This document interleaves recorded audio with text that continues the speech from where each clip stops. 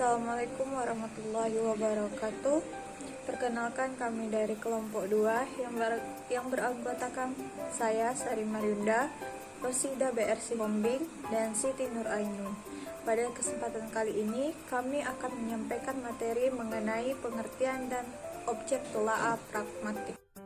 Materi pertama, pengertian pragmatik. Pragmatik adalah telaah mengenai hubungan tanda-tanda dengan para penafsir.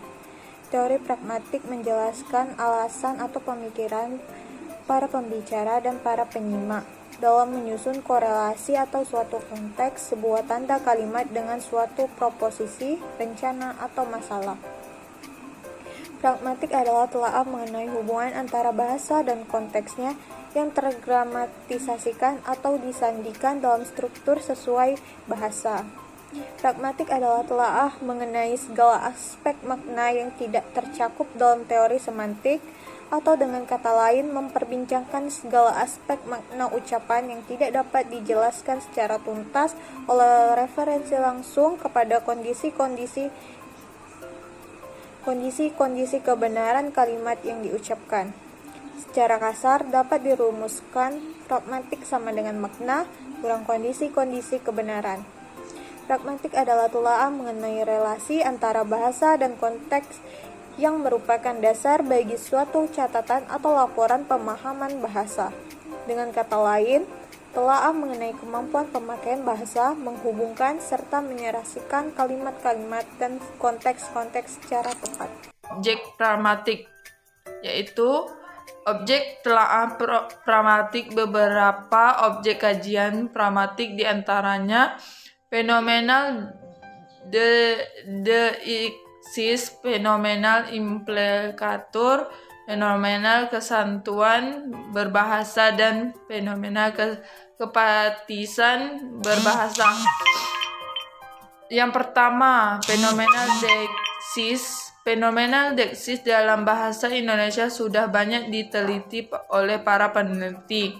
Secara sederhana, deiksis menunjukkan pada sebuah fungsi yang mengacu pada hal yang bersifat luar kebahasaan. Karena bersifat luar kebahasaan itulah deiksis dapat dikategorikan sebagai fenomenal pragmatik. Dengan demikian, deiksis itu secara pragmatik hanya dapat diperhitungkan maksudnya manakala hal tersebut dikaitkan dengan situasi pembicaraan. Yang kedua, fenomenal implikatur. Fenomenal implikatur juga sangat baik untuk dikaji secara pragmatik.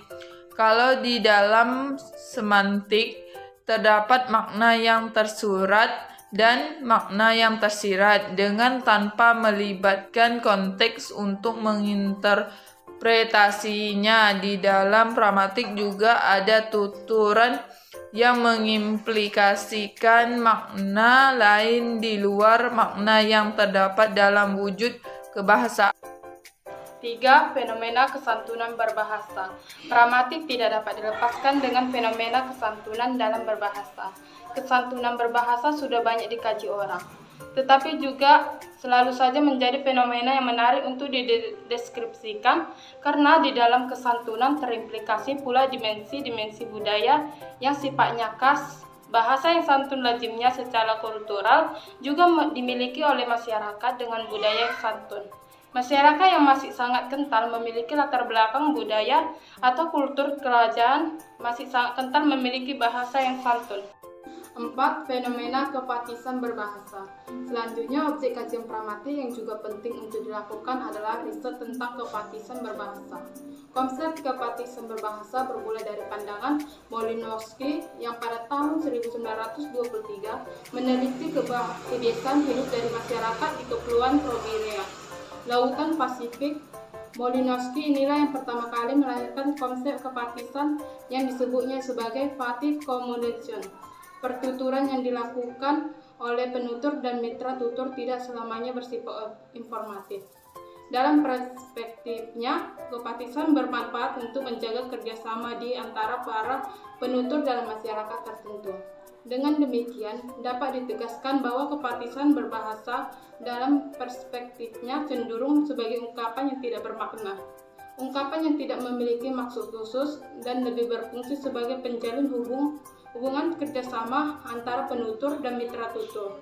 Pandangan serupa disampaikan oleh Roman Jacobson dan dimaknai sedikit berbeda oleh Geoffrey Kneller.